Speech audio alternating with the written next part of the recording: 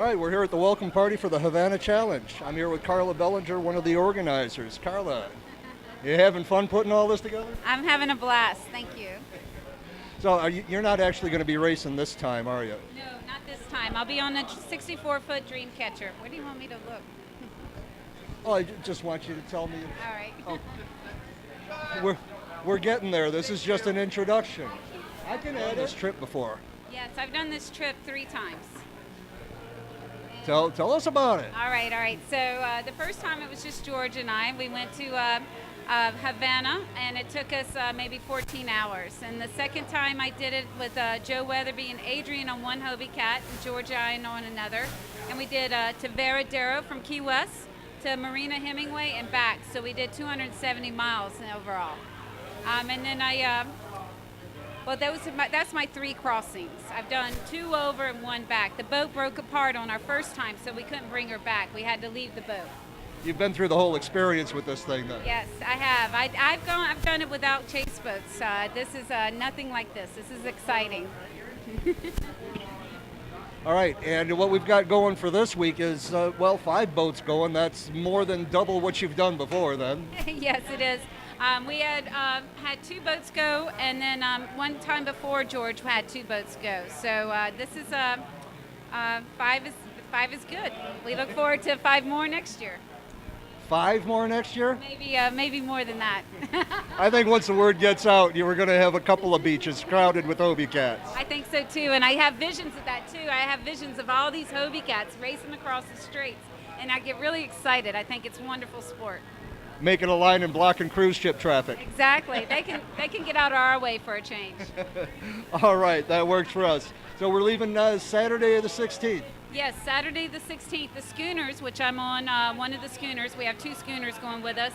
We're leaving the day before. We're going to leave the dock around 2. The Hobie cats and the chase boats and the committee boats will leave at 7:30 from the South Beach, the Beach Cafe. It should be very exciting. We hope to be there before sundown.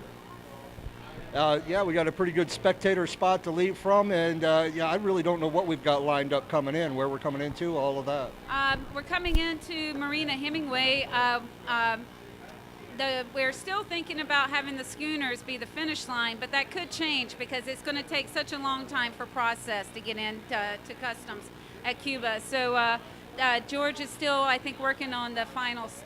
The race line from Key West to Cuba, but we're going into Marina Hemingway. First one in sight of the fort says, "I was here first," and that'll do it. I think that's fair. But there are a lot of these guys are fishermen too, so they know how to tell tall tales. I don't know. We'll see about that. All right, thanks, Carla. Thank you.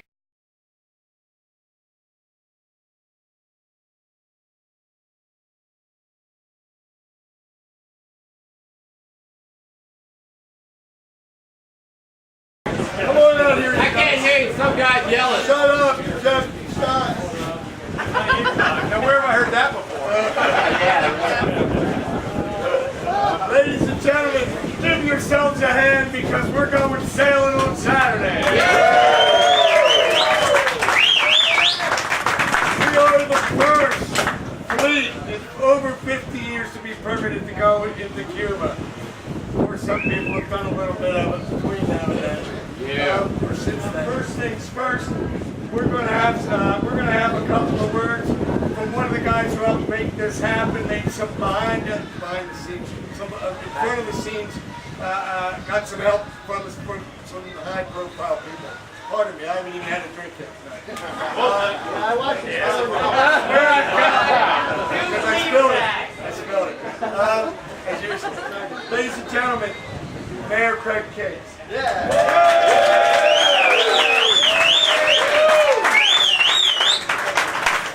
I don't know if I can stand up there, Joe, but Don't fall, you didn't say you reached for him yet. anyway, how exciting is this? This is just incredible. I mean, I've been waiting 4th generation here, we're really involved in Cuba. I'm half Spanish. My mom used to be president of the San Carlos here to go back in the 80s, so really strong connection to Cuba. Have not been back since I was a kid, 7 years old. Our family used to vacation over there. This is exciting for me. And coming out of Key West, the first boats going back to Cuba. really speculative. The Cuban convertible peso is called a coupe, C-U-C they call it, and that's when you go give them your gringo money, they give you back the coupes. And it's always also good to try to lean on them to give you smaller bills, because a lot of times they try to give you bigger bills, and it's easier for you to make change with a cab driver later and stuff like that. Yeah, like this. There's your Cuban convertible peso. And I guess that's worth about what, 30-some bucks, I guess. You know, 32. That's what it is. You know everybody's got smaller and smaller questions. Please beat the daylights out of Bravo Neil over here in the corner because we're going to keep them moving. We're going to cover the ground. One of those. Refreshment. Ladies and gentlemen, George Ballinger. Yeah, our baby. chairman. Yeah! George!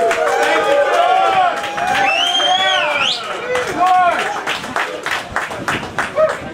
No, we're brothers. Brothers, another one. Hey, Mario. Because our father was a player, that's why. Guys, I got a letter from his Screech today, and he's got a lot of love for people from Key West. Key West 20 times in this letter. So look, as you know, we're bridging the gap. Our buzzword is bridging cultures through traditional maritime heritage. On Saturday, we got a chance to prove ourselves in front of everybody. Tomorrow, it's not just going to be these local guys with cameras. You're going to see a lot of Channel 10. You're going to see probably national news. We might have some international people. So do me a favor while you're being interviewed. Try to represent your group well. And what we're going down to, make friends. George, say it again. What are we going down to do? To make friends and reacquaintances with our neighbors right next door. Because it's a Key West thing, right, guys? Yeah. Hey, look, I've been doing a lot of the permitting. Not yet, man. I'm on a roll. We've been doing a lot of the permitting, but it's not just me. I've got a team that have been doing the permitting. I want to take a minute to introduce them, all right? Now, Mayor Craig Case. Where's Craig? Yay! Where's Craig? Ankle break that went on. Come on up front, Craig. Stand over here next to Roman. Craig was nice enough to lend me the city's lobbying department, David Whitestone. Come on up here. Come on up here. These are the guys behind the scenes that you haven't met yet. David's got a 202 area code, is that right? He lives in Washington. All right, here's our man in Washington. He's our man in Havana over there. David was working hand in hand with Senator Bill Nelson's office. These guys were on it. You want to say something for a minute, David? Just a little bit about what you think went through some of the permitting processes? Yeah, I'd be glad to. So when we got started on the permitting and the legal issues associated with getting the licenses, as you may imagine, we were charting new territory, breaking new ground. About the time we started trying to get the licenses, of course, the president started his discussion with Cuba and how we should have closer relations. What that meant was the agencies knew we needed to do something to move these permits through, but because they hadn't done it, they didn't know how to do it. So there's a lot of misinformation and redirection. It's not purposeful. It's just because people hadn't done it. And so George would get one answer, somebody else would get a different answer. We got tired of getting different answers. Senator Nelson's office went in, got it all resolved for us. What do we need? Who does it need to go to? Next thing you know, we were off to the races. Commerce hands it off to state. State hands it off to the Department of Defense. Pat Croce and his friends started adding additional assistance. And next thing you know, here we are. Congratulations to you all. All right.